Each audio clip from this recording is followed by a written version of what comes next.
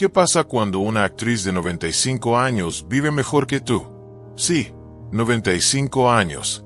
Sin cirugías, sin escándalos, sin dinero prestado, con yoga todas las mañanas, baños de agua fría y la presidenta de México tocando su puerta para pedirle consejo. Eso es Elsa Aguirre en 2026. Y lo más increíble no es lo que tiene. Es todo lo que sobrevivió para llegar hasta aquí. Un marido que la golpeó y amenazó con un arma. Un hijo que enterró a los 30 años. 3 matrimonios que terminaron. Pedro Infante intentando besarla sin permiso. Diego Rivera pidiéndole que posara semidesnuda. Jorge Negrete enamorado de ella y rechazado porque le mandaba demasiados libros. Todo eso, 95 años. Y sigue en pie. Quédate hasta el final.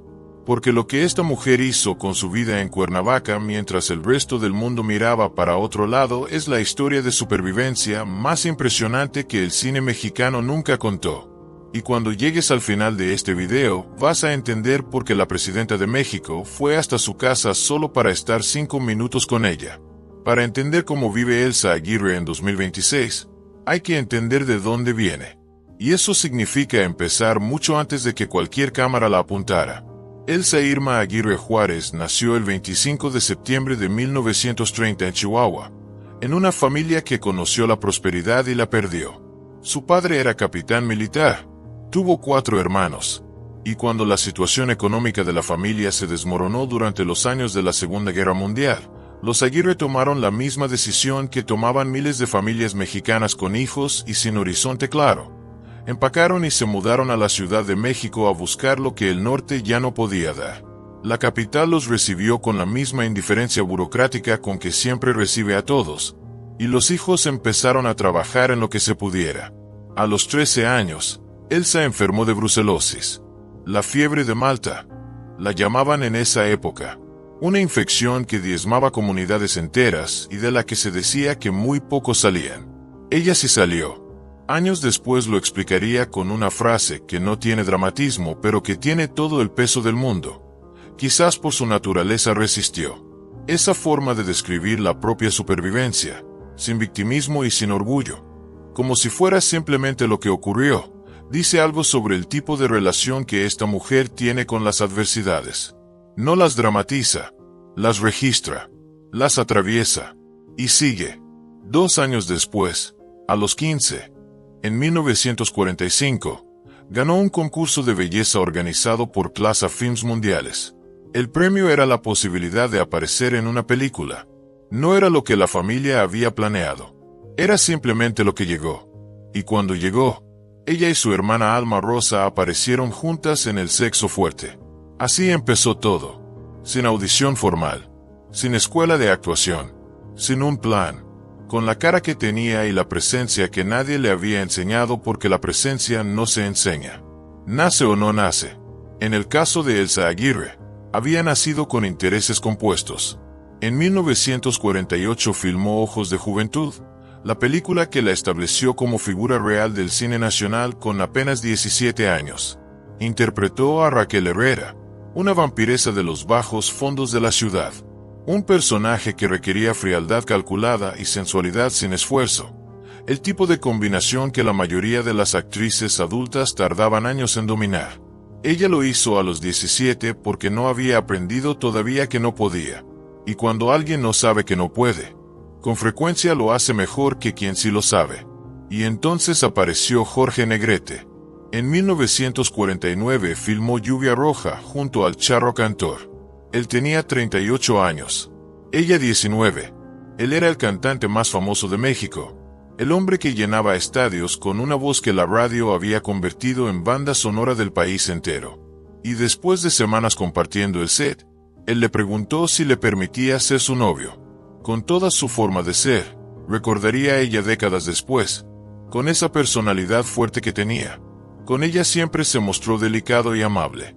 Le llevó serenata. Le llevó flores para su mamá. La llamaba pequeña. Le cantaba al oído. El romance duró menos de lo que las serenatas prometían. Y la razón por la que terminó es la que mejor describe el carácter de Elsa Aguirre en esa época y en todas las épocas que vinieron después. Negrete le mandaba libros. muchos libros, y ella no los leía. Llegó el momento en que pensó que si no los leía, no iba a tener que decirle. Y si no tenía que decirle, él iba a pensar que no sabía nada de nada. Y el orgullo de una mujer de 19 años que acaba de descubrir que puede hacer de vampiresa en pantalla es un orgullo que no admite esa posibilidad. Así que le dijo a su mamá que ya no lo quería ver. Su mamá lo comunicó. Y el romance más codiciado del espectáculo mexicano terminó por un problema de bibliografía. Poco después, Jorge Negrete se enamoró de María Félix. Se casaron en 1952. Y Elsa, que lo había cortado por los libros que no leyó, vio la noticia en la prensa con la ecuanimidad que ya entonces era su rasgo más definitorio. Lo que sintió no fue lo que la gente esperaría que sintiera. Sintió que algo se acomodaba, que estaba bien. Pero antes de que ese capítulo quedara cerrado del todo, todavía hubo tiempo para el episodio que define de forma más precisa quién era Elsa Aguirre cuando las cámaras no estaban filmando. En las grabaciones de Cuidado con el amor, junto a Pedro Infante, el actor más querido de México en ese momento, el ídolo nacional por excelencia, la besó sin su consentimiento durante una escena. Ella le dio una bofetada, así, sin pausa, sin deliberación. Una bofetada, en el México de los años 50, a Pedro Infante, frente al equipo entero de producción. Y la actriz lo contó durante el resto de su vida sin vergüenza ni drama, con la naturalidad de quien describe algo que no tenía ninguna otra respuesta razonable. No terminó ahí.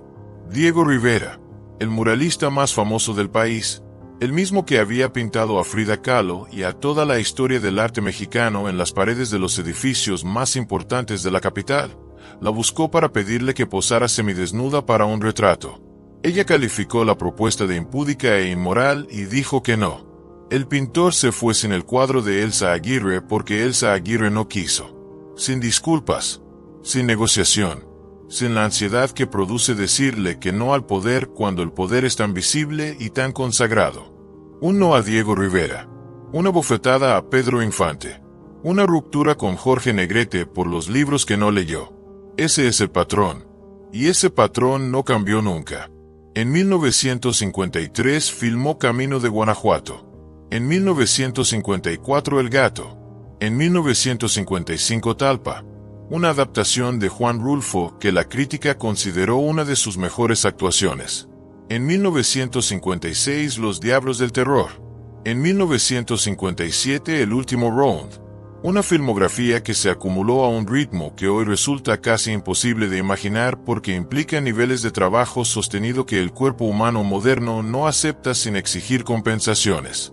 Y entonces, en 1959, con 29 años y en el punto exacto más alto de toda su carrera, Elsa Aguirre se retiró voluntariamente del cine. No porque la hubieran expulsado, no porque hubiera un escándalo o una película que fracasó en taquilla o un contrato que se rompió mal, sino por algo que hoy, visto desde la distancia, resulta ser la decisión más inteligente que tomó en su vida profesional.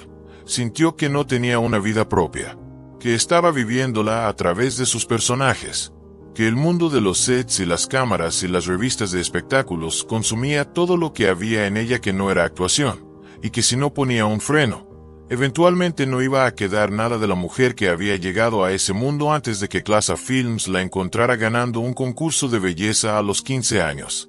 A los 29 años, en la cima, con todo para seguir, eligió parar. Ese gesto tiene un nombre. No es cobardía.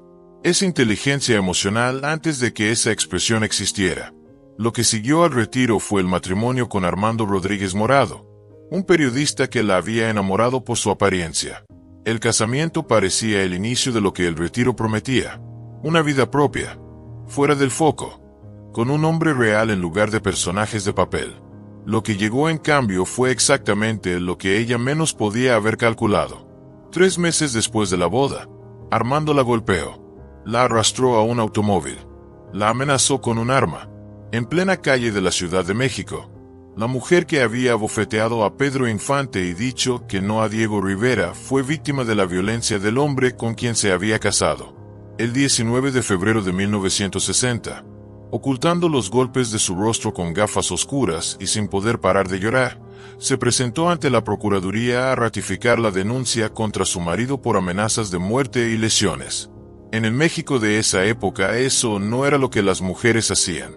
Las mujeres callaban.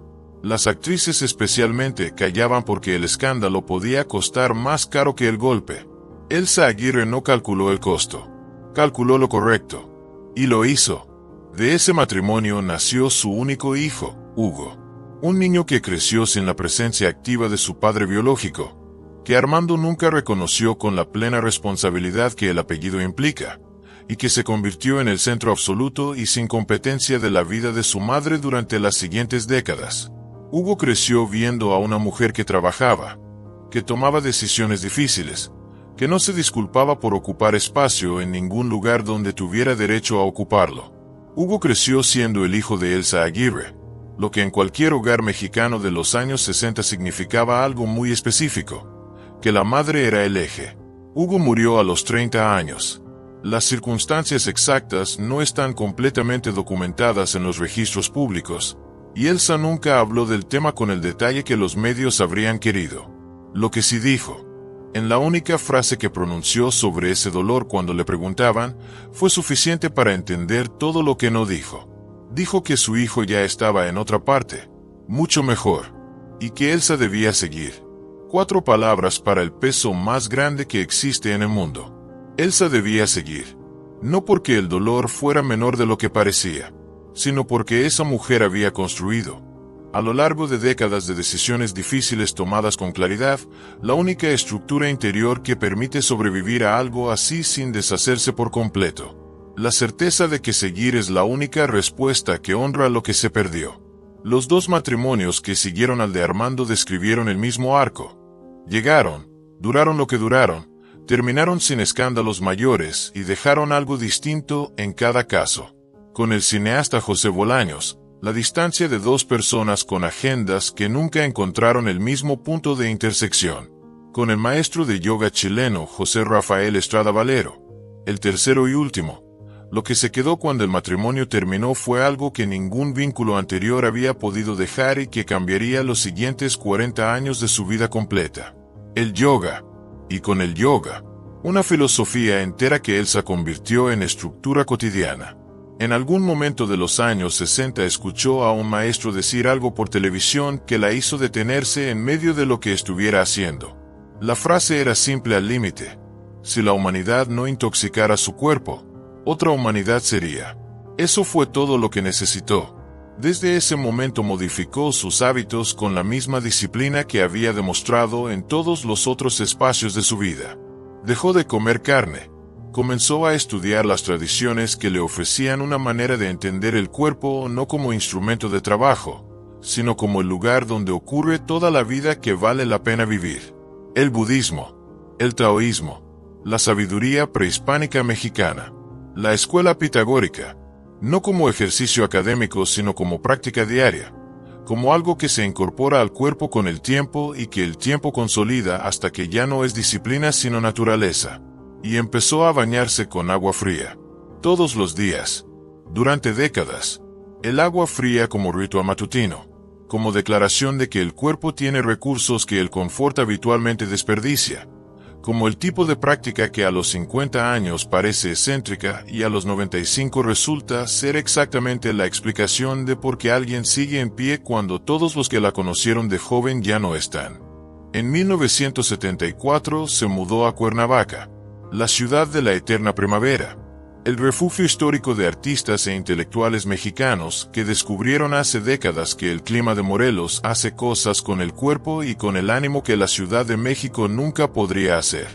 Lleva más de 4 décadas en la misma casa, 4 décadas en el mismo jardín, 4 décadas despertándose con el mismo tipo de luz que solo existe en esa latitud y a esa altitud, esa luz que los fotógrafos buscan y que los moradores de Cuernavaca dan por sentada porque llevan años viviéndola.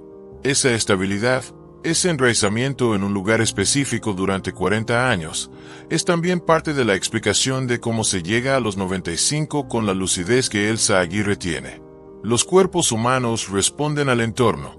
Los cuerpos que durante décadas respiran el mismo aire, caminan el mismo jardín, duermen con el mismo tipo de silencio, Construyen una relación con su propio ritmo biológico que los cuerpos en tránsito permanente no pueden construir.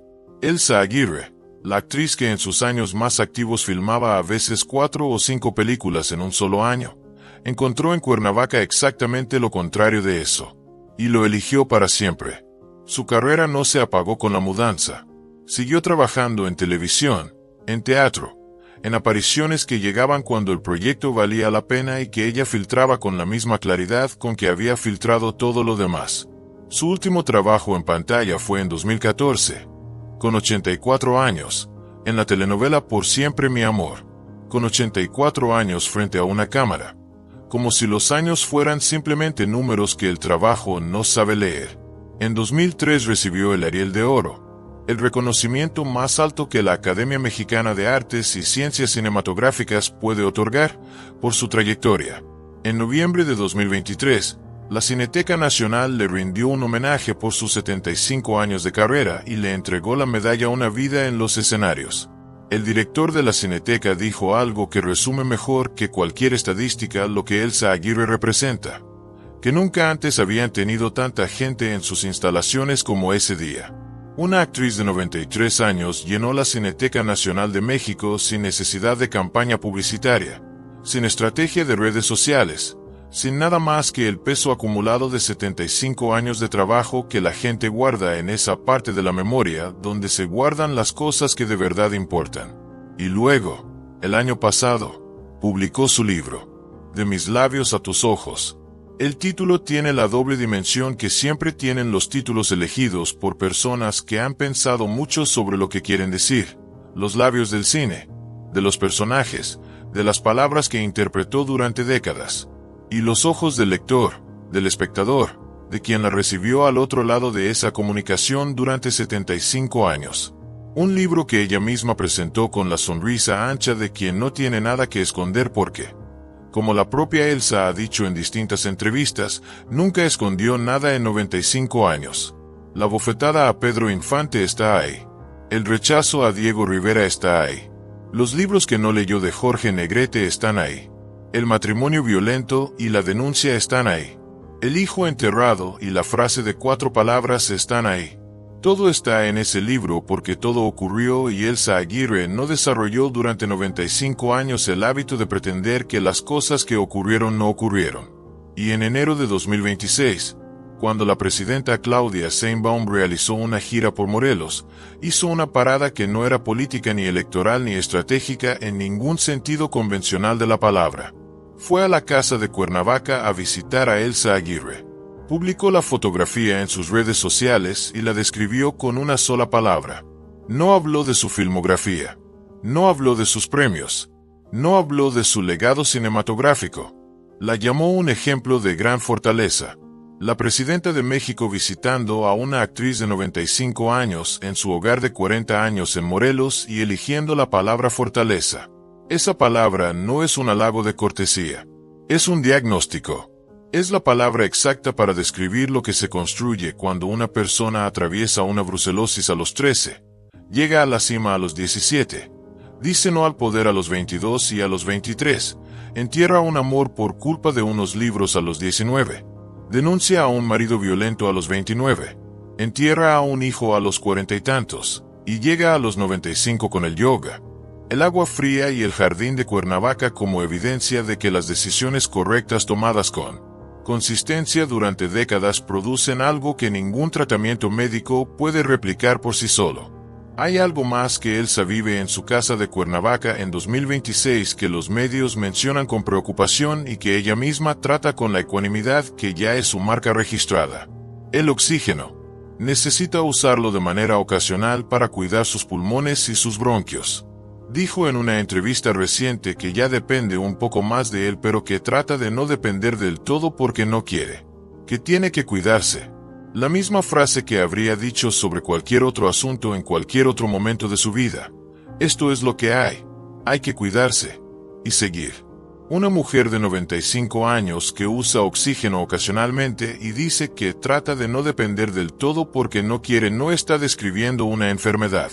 Está describiendo exactamente el mismo carácter que abofeteó a Pedro Infante, que dijo no a Diego Rivera, que denunció al marido violento, que enterró al hijo y siguió. El cuerpo ha cambiado. El carácter, verificablemente, no. El jardín de Cuernavaca por las mañanas. El yoga que practica todavía, a su ritmo, con las adaptaciones que la edad exige, pero sin abandonar el hábito que lleva más de 50 años instalado en su cotidianidad. Los baños de agua fría. La alimentación consciente que construyó hace décadas y que su cuerpo lleva tanto tiempo procesando que ya es simplemente la forma en que come. Las visitas de amistades cercanas. El clima que describe siempre de la misma manera. Hermoso. El tiempo, la temperatura, la luz, todo hermoso. 40 años en el mismo lugar porque sintió que era el lugar donde quería estar y los lugares donde uno quiere estar merecen que uno se quede. Así vive Elsa Aguirre en 2026. No con lujo en el sentido que la palabra implica cuando se aplica a los artistas que acumularon propiedades y cuentas en el extranjero y vidas que requieren administradores para funcionar. Con lujo en el único sentido que importa cuando se tiene 95 años, el de llegar hasta aquí sabiendo exactamente quién se es, porque se sobrevivió lo que se sobrevivió, y porque el lugar donde uno está parado en este momento es exactamente el lugar que uno eligió. La pregunta que esta historia deja flotando no es sobre el cine ni sobre los premios, ni sobre los amores que llegaron y se fueron sin que ninguno terminara como las serenatas prometían. Es más pequeña y más persistente que cualquiera de esas cosas. ¿Cuándo fue la última vez que México le preguntó a Elsa Aguirre, que aprendió en 95 años, que valiera la pena que los que tienen 20 o 30 o 40 escucharan? No la actriz, no el ícono, no la dama de la época de oro, cuya filmografía se estudia en las universidades. La mujer que sobrevivió una infección mortal a los 13, llegó a la cima del cine nacional a los 17, rechazó al hombre más famoso del país a los 19, abofeteó al más querido a los 22, dijo no al más influyente a los 23, denunció a su marido violento a los 29, enterró a su único hijo décadas después, y que llegó a los 95 años practicando yoga y tomando baños de agua fría en una casa que lleva 4 décadas siendo suya en la ciudad más hermosa de México. Si alguien se lo preguntara hoy, en la sala de esa casa donde recibió a la presidenta en enero y donde guarda el libro que escribió con todo lo que vivió, lo más probable es que respondiera con la misma frase que ha repetido a lo largo de toda su vida cuando le preguntan cómo llegó hasta donde llegó, que Elsa debía seguir, y que siguió, y que eso, al final, fue suficiente para todo.